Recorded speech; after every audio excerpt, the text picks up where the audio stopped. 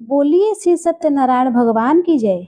प्रिय भक्तों, वैशाख मास की पावन पूर्णिमा तिथि, जिसे पिपल पूर्णिमा भी कहा जाता है, भगवान सत्यनारायण की कृपा प्राप्त करने का सबसे उत्तम अवसर है। मान्यता है कि इस दिन सत्यनारायण व्रत की कथा सुनने मात्र से जन्म जन्मांतर के कष्ट दूर हो जाते हैं। प्रिय भक्तों, आज की इस वीडियो में हम पूरी श्रद्धा के साथ श्रवण करेंगे भगवान सत्यनारायण की पावन व्रत कथा। तो चलिए प्रिय भक्तों, बड़े ही प्रसन्नचित मन से सुनते हैं भगवान सत्यनारायण की यह व्रत कथा। एक समय नैमिषारण तीर्थ में सौनक आदि 88,000 ऋषियों ने श्री सूत जी से कहा, हे प्रभु, इस कलयुग में वेद विद्या रहित मनुष्य को प्रभु भक्ति किस प्रकार मिलेगी तथा उनका उद्धार कैसे होगा। हे मनुश्रेष्ठ, कोई ऐसा तप कहिए जिससे थोड़े समय में पुण्य प्राप्त होवे और मनवांछित फल मिले। ऐसी कथा सुनने की हमारी इच्छा है। सर्वशास्त्र ज्ञाता श्री सूत जी बोले, हे वैष्णव में पूज्य, आप सबने प्राणियों के हित की बात पूछी है। अब मैं उस श्रेष्ठ व्रत को आप लोगों से कहूंगा, जिस व्रत को नारद जी ने लक्ष्मी नारायण भगवान से पूछा था और लक्ष्मीपति ने मुनि श्रेष्ठ नारद जी को कहा था।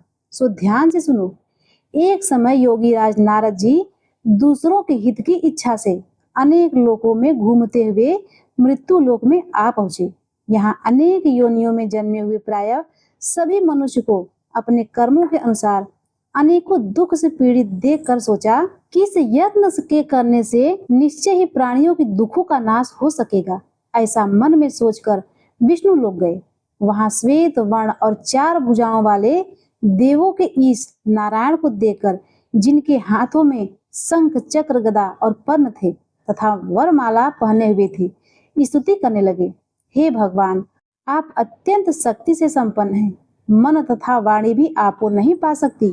आपका आदि मध्य अंत भी नहीं है। आप निर्गुण स्वरूप सृष्टि के आदि भूत व भक्तों के दुखों को नष्ट करने वाले हो। आपको मेरा नमस्कार है। नारद जी से इस प्रकार की स्तुति सुनकर विष्णु भगवान बोले, हे मुनि श्रेष्ठ, आपके मन में क्या है? आपका किस काम के लिए आगमन हुआ है? निसंकोच कहें। तब नारद मुनि बोले, मृत्यु लोक में सब मनुष्य जो अनेक योनियों में पैदा हुए हैं, अपने अपने कर्मों के द्वारा अनेक प्रकार के दुखों से दुखी हो रहे हैं। हे नाथ, यदि आप मुझ पर दया रखते हो तो बताइए कि उन मनुष्यों के सब दुख थोड़े से ही प्रयत्न से कैसे दूर हो सकते हैं। श्री विष्णु भगवान जी बोले, हे नारद, मनुष्यों की भलाई के लिए तुमने बहुत ही अच्छी बात पूछी है। जिस काम के करने से मनुष्य मोह से छूट जाता है, वह मैं कहता हूँ, सुनो। बहुत पुण्य देने वाला स्वर्ग तथा मृत्यु लोक दोनों में दुर्लभ एक एक उत्तम व्रत है। आज मैं प्रेम वश होकर तुमसे कहता हूँ, श्री सत्यनारायण भगवान का यह व्रत अच्छी तरह से विधि पूर्वक करके मनुष्य धरती पर आयु पर्यंत सुख भोग कर मरने पर मोक्ष को प्राप्त होता है। श्री भगवान के वचन सुनकर नारद मुनि बोले, हे भगवान, उस व्रत का फल क्या है? क्या विधान है और किसने यह व्रत किया है और किस दिन यह व्रत करना चाहिए? विस्तार से कहिए। विष्णु भगवान बोले, हे नारद, दुख शोक आदि को दूर करने वाला, धन धान्य को बढ़ाने वाला, सौभाग्य तथा संतान को देने वाला यह व्रत सब स्थानों पर विजयी करने वाला है। भक्ति और श्रद्धा के साथ किसी भी दिन मनुष्य श्री सत्यनारायण जी की प्रातः काल के समय ब्राह्मणों और बंधुओं के साथ धर्म परायण होकर पूजा करे। भक्ति भाव से नैवेद्य केले का फल, शहद, घी, दूध और गेहूं का आटा सवाया लेवे। गेहूं के अभाव में साठी का चूड़ भी ले सकते हैं और सब पदार्थों को भगवान के अर्पण कर देवे तथा बंधुओं सहित ब्राह्मणों को भोजन करावे। तत्पश्चात स्वयं भोजन करे। रात्रि में नृत्य गीत आदि का आयोजन कर सत्यनारायण भगवान का स्मरण करते हुए समय व्यतीत करे। इस तरह व्रत करने पर मनुष्यों की इच्छा निश्चय ही पूरी होती है। विशेष रूप से कलिकाल में भूमि पर यही मोक्ष का सरल उपाय है। बोलिए श्री सत्यनारायण भगवान की जय। प्रिय भक्तों, श्री सत्यनारायण व्रत कथा का प्रथम अध्याय संपूर्ण हुआ। दूसरा अध्याय। सूत जी बोले, हे ऋषियों, जिसने सबसे पहले इस व्रत को किया है उसका इतिहास कहता हूँ, ध्यान से सुनो। सुंदर काशीपुरी नगरी में एक अत्यंत निर्धन ब्राह्मण रहा करता था। वह भूख और प्यास से बेचैन हुआ नित्य पृथ्वी पर घूमता रहता। ब्राह्मणों से प्रेम करने वाले भगवान ने ब्राह्मण को दुखी देकर बूढ़े ब्राह्मण का रूप धर उसके पास जा पहुंचे और आदर के साथ पूछा, हे विप्र, तुम नित्य दुखी हुए पृथ्वी पर क्यों घूमते हो? हे ब्राह्मण, यह सब मुझसे कहो, मैं सुनना चाहता हूँ। ब्राह्मण बोला, मैं निर्धन ब्राह्मण हूँ, भिक्षा के लिए पृथ्वी पर मारा फिरता हूँ। हे भगवान, यदि आप इससे छुटकारा पाने का कोई उपाय जानते हो तो कृपा करके मुझे बताइए। वृद्ध ब्राह्मण बोला, हे विप्र, सत्यनारायण भगवान मन वांछित फल देने वाले हैं, इसीलिए तुम उनका पूजन करो, जिसके करने से मनुष्य सब दुखों से मुक्त हो जाता है। ब्राह्मण को व्रत का सारा विधान बतलाकर बूढ़े ब्राह्मण का रूप धारण करने वाले सत्यनारायण भगवान अंतर ध्यान हो गए। जिस व्रत को वृद्ध ब्राह्मण ने बतलाया है, मैं उसको करूंगा, यह निश्चय करने पर उसे रात में नींद भी नहीं आई। सवेरे उठ सत्यनारायण के व्रत का निश्चय कर भिक्षा के लिए चला। उस दिन उसको भिक्षा में बहुत धन मिला, जिससे बंधु बांधवों के साथ उसने सत्यनारायण भगवान का व्रत किया। इसके करने से वह ब्राह्मण सब दुखों से छूटकर अनेक प्रकार की संपत्तियों से युक्त हुआ। उस समय से वह ब्राह्मण हर मास व्रत करने लगा। इस तरह सत्यनारायण भगवान के व्रत को जो करेगा वह मनुष्य सब दुखों से छूट जाएगा। इस तरह नारद जी से सत्यनारायण भगवान का कहा हुआ यह व्रत मैंने तुमसे कहा। हे विप्रो, मैं अब क्या कहूँ? ऋषि बोले, हे मुनीश्वर, संसार में इस ब्राह्मण से सुनकर किस किस ने इस व्रत को किया, हम वह सब सुनना चाहते हैं। इसके लिए हमारे मन में जिज्ञासा है। श्री सूत जी बोले, हे मुनियों, जिस जिसने इस व्रत को किया है वह सब सुनो। एक समय वह ब्राह्मण धन और ऐश्वर्य के अनुसार बंधु बांधवों के साथ व्रत करने को तैयार हुआ। उसी समय एक लकड़ी बेचने वाला बूढ़ा आदमी आया और बाहर लकड़ियों को रख कर ब्राह्मण के मकान में गया। प्यास से दुखी लकड़हारा उनको व्रत करते देखकर ब्राह्मण को नमस्कार कर कहने लगा, आप यह क्या कर रहे हैं? इसके करने से क्या फल मिलता है? कृपा करके मुझको बताइए। ब्राह्मण ने कहा, सब मनोकामनाओं को पूरा करने वाला यह सत्यनारायण भगवान का व्रत है। इसकी ही कृपा से मेरे यहाँ धन धान्य आदि की वृद्धि हुई है। ब्राह्मण से इस व्रत के बारे में जानकर लकड़हारा बहुत प्रसन्न हुआ। चरणामृत ले प्रसाद खाने के बाद अपने घर चला गया। अगले दिन लकड़हारे ने अपने मन में इस प्रकार का संकल्प किया कि आज ग्राम में लकड़ी बेचने से जो धन मिलेगा उसी से सत्यनारायण भगवान का मैं उत्तम व्रत करूंगा। यह मन में विचार कर वह बूढ़ा आदमी लकड़ियां अपने सिर पर रखकर जिस नगर में धनवान लोग रहते हैं ऐसे सुंदर नगर में गया।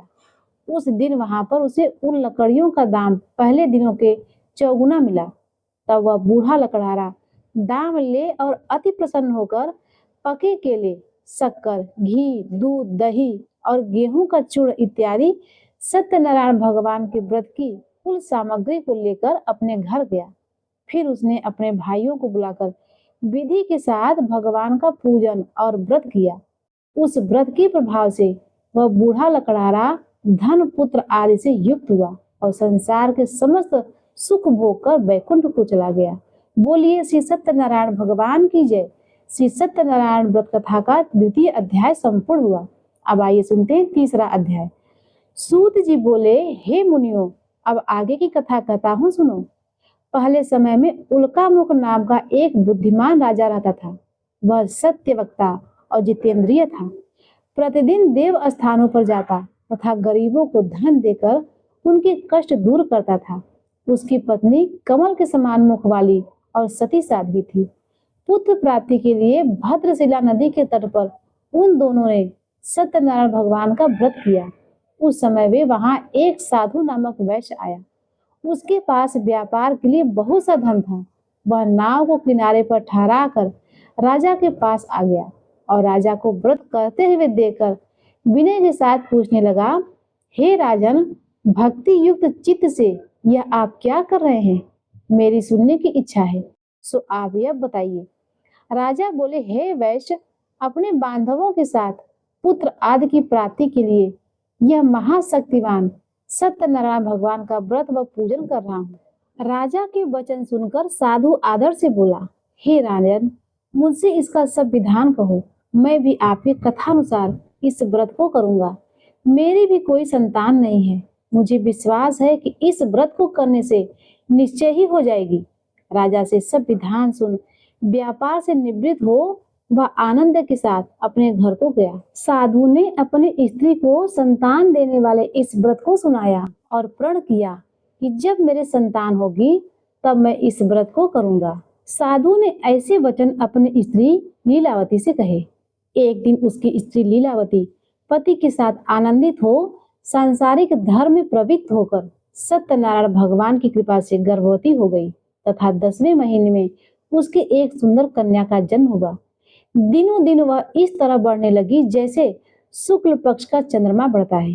कन्या का नाम कलावती रखा गया। तब लीलावती ने मीठे शब्दों में अपने पति से कहा कि जो आपने संकल्प किया था कि भगवान का व्रत करूंगा, अब आप उसे करिए। साधु बोला, हे प्रिय, इसके विवाह पर करूंगा। इस प्रकार अपनी पत्नी को आश्वासन दे वह नगर को गया। कलावती पितृ गृह में वृद्धि को प्राप्त हो गई। साधु ने जब नगर में सखियों के साथ अपनी पुत्री को देखा तो वह तुरंत दूत बुलाकर कहा कि पुत्री के वास्ते कोई सुयोग्य वर देकर लाओ। साधु की आज्ञा पाकर दूत कंचन नगर पहुंचा और वहां पर बड़ी खोज कर देखभाल कर लड़की के लिए सुयोग्य वणिक पुत्र को ले आया। उस सुयोग्य लड़के को देखकर साधु ने अपने बंधु बांधवों सहित प्रसन्नचित्त हो अपनी पुत्री का विवाह उसके साथ कर दिया। किंतु दुर्भाग्य से विवाह के समय भी उस व्रत को करना भूल गया। तब श्री सत्यनारायण भगवान क्रोधित हो गए और साधु को श्राप दिया कि तुम्हें दारुण दुख प्राप्त होगा।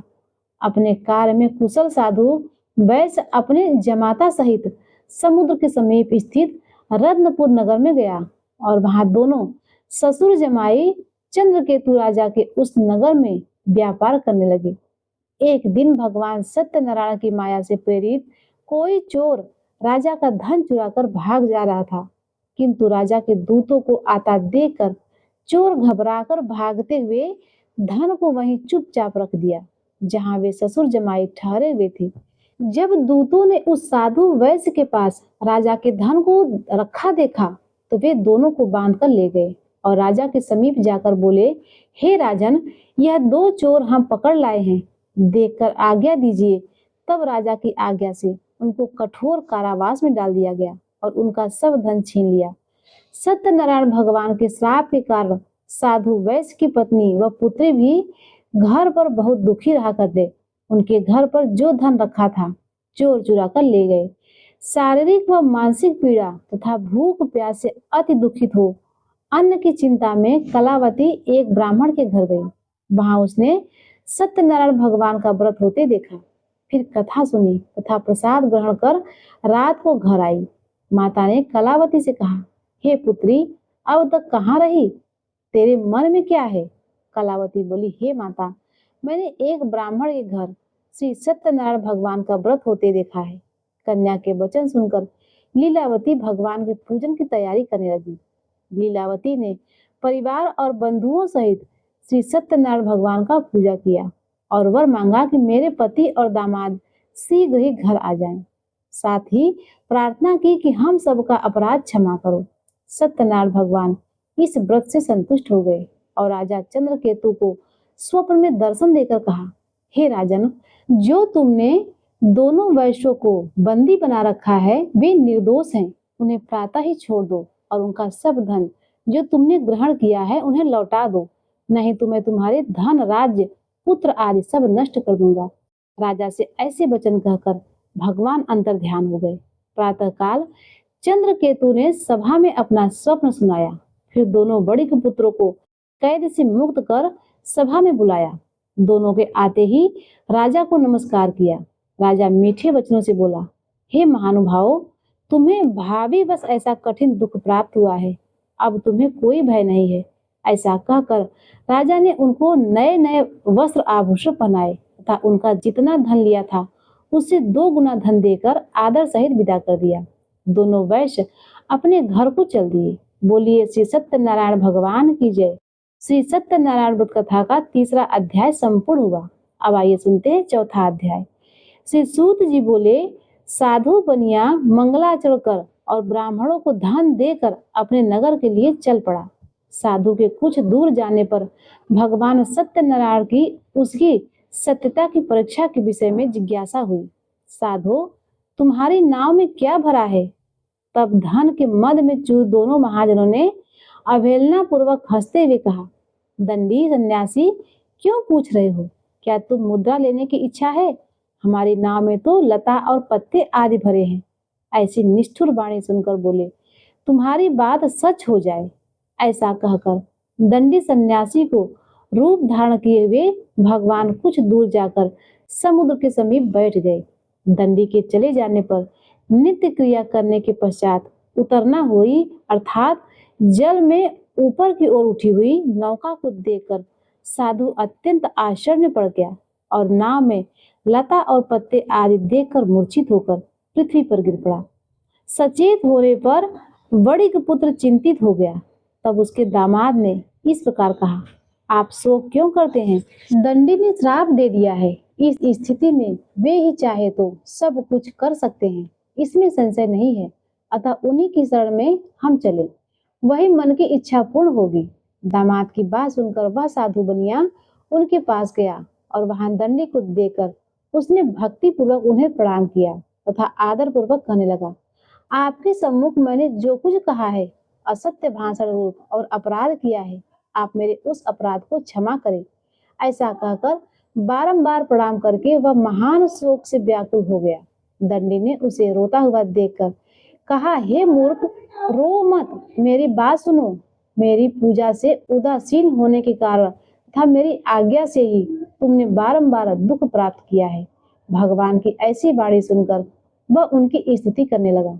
साधु ने कहा, हे प्रभु, यह आश्चर्य की बात है कि आपकी माया से मोहित होने के कारण ब्रह्मा आदि देवता भी आपके गुणों और रूपों को यथावत रूप से नहीं जान पाते। फिर मैं मूर्ख आपकी माया से मोहित होने के कारण कैसे जान सकता हूँ? आप प्रसन्न हो, मैं अपनी धन संपत्ति के अनुसार आपकी पूजा करूंगा। मैं आपकी शरण में आया हूँ। मेरा जो नौका में स्थित पूरा धन था, उसकी तथा मेरी रक्षा करें। उस बनिया की भक्ति युक्त वाणी सुनकर भगवान जनार्दन संतुष्ट हो गए। भगवान हरि ने उसे अभिष्ट वर प्रदान करके वहीं अंतर ध्यान हो गए। उसके बाद वह साधु अपनी नौका में चढ़ा और उसे धन धान से परिपूर्ण देखकर भगवान सत्यदेव की कृपा से हमारा मनोरथ सफल हो गया। ऐसा कहकर स्वजनों के साथ उसने भगवान की विधिवत पूजा की। भगवान श्री सत्यनारायण की कृपा से वह आनंद से परिपूर्ण हो गया और नाव को प्रयत्न पूर्वक संभाल कर उसने अपने देश के लिए प्रस्थान किया। साधु बनिया ने अपने दामाद से कहा, वह देखो, मेरी रत्नपुरी नगरी दिखाई दे रही है। इसके बाद उसने अपने धन के रक्षक दूत को अपने आगमन का समाचार देने के लिए अपनी नगरी में भेजा। उसके बाद उस दूत ने नगर में जाकर साधु के भार्या को देख हाथ जोड़कर प्रणाम किया तथा उसके लिए अभिष्ट बात कही। सेठ जी अपने दामाद तथा बंधुओं के साथ बहुत सारे धन धान्य के संपन्न होकर नगर के निकट पधार गए हैं।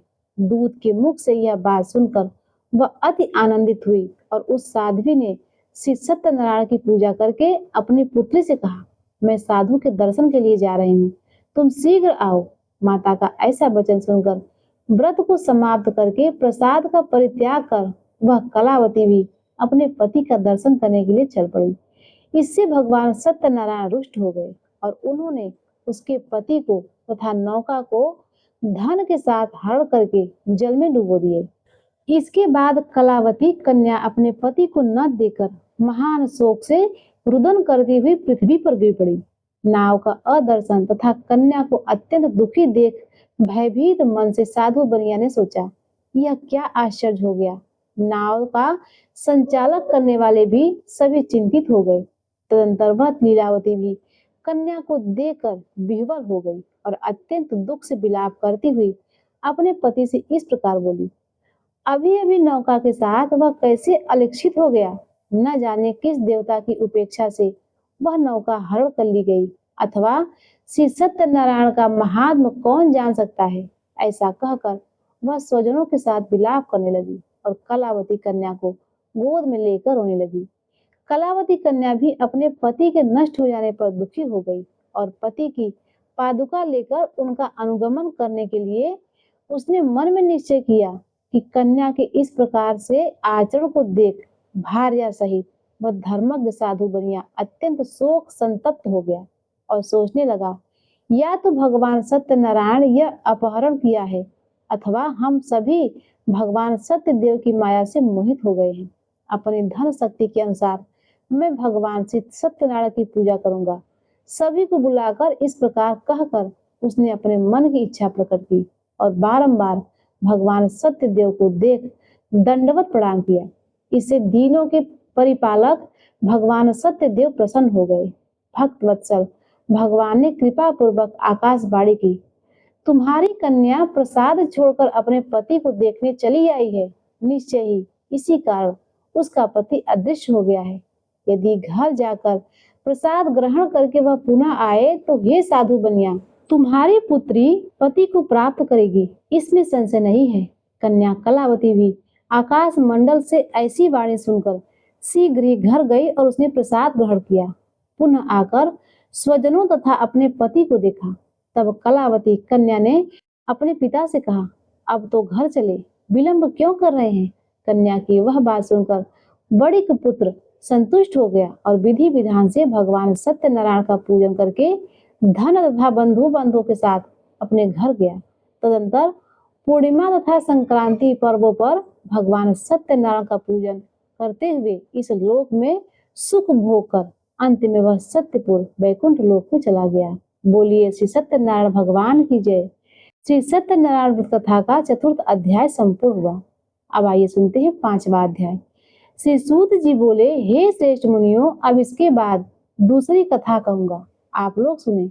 अपनी प्रजा का पालन करने में तत्पर तुंगध्वज नामक का एक राजा था।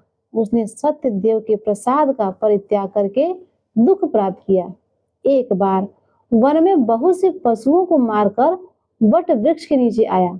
वहां उसने देखा कि गोपाल गण बंधु बांधवों के साथ संतुष्ट होकर भक्ति पूर्वक भगवान सत्यदेव की पूजा कर रहे हैं। राजा यह देखकर भी अहंकारवश न तो वहां गया और न उसे भगवान सत्यनारायण को प्रणाम किया।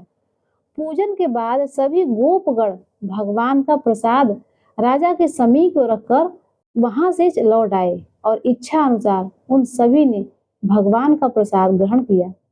इधर राजा को प्रसाद का परित्याग करने से बहुत दुख हुआ। उसका संपूर्ण धन धान एवं सभी 100 पुत्र नष्ट हो गए।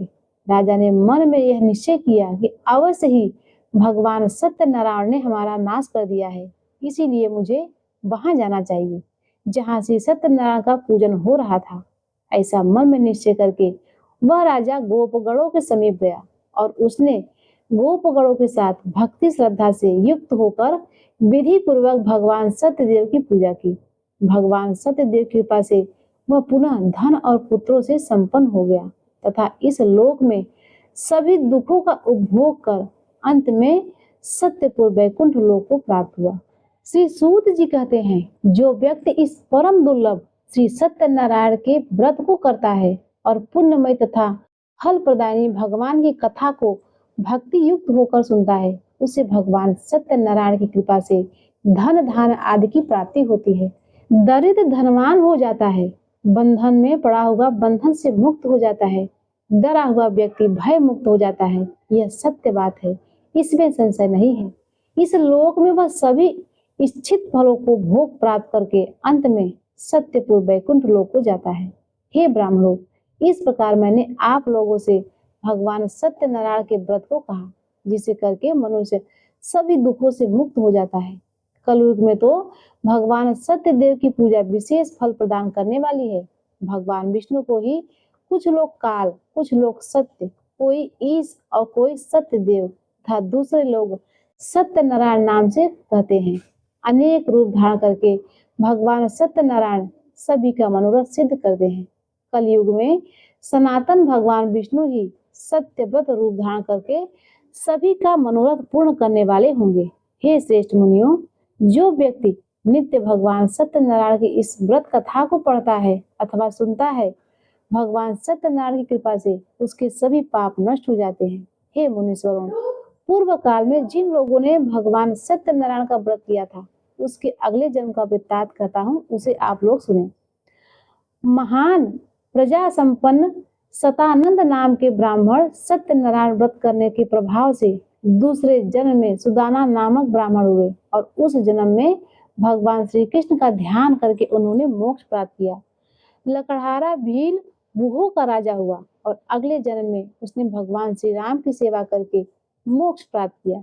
महाराज उल्कामुख दूसरे जन्म में राजा दशरथ हुए, जिन्होंने श्री रंगनाथ जी की पूजा करके अंत में वैकुंठ प्राप्त किए। इस प्रकार धार्मिक और सत्यवादी साधु पिछले जन्म के सत्यव्रत के प्रभाव से दूसरे जन्म में मोरध्वज नामक राजा हुआ। उसने आरे से चीरकर अपने पुत्र की आधी देह भगवान विष्णु को अर्पित कर मोक्ष प्राप्त किया।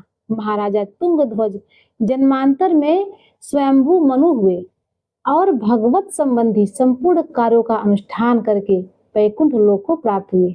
जो गोपगण थे वे सब जन्मांतर में ब्रज मंडल में निवास करने वाले गोप हुए और सभी राक्षसों का संहार करके उन्होंने भी भगवान का शाश्वत धाम गोलोक प्राप्त किया। बोलिए श्री सत्यनारायण भगवान की जय। श्री सत्यनारायण व्रत कथा का 5वां अध्याय संपूर्ण होगा। प्रिय भक्तों, अब आइए सुनते हैं श्री सत्यनारायण भगवान की आरती। जय लक्ष्मी रमणा, जय श्री लक्ष्मी रमणा, सत्यनारायण स्वामी जनपातक हरणा। जय लक्ष्मी रमणा, रत्न जटित सिंहासन अद्भुत छवि राजे, नारद करत निराजन घंटा ध्वन बाजे। जय लक्ष्मी रमणा, प्रकट भय कलि कारण द्विज को दरस दियो, बूढ़े ब्राह्मण बन कर कंचन महल कियो।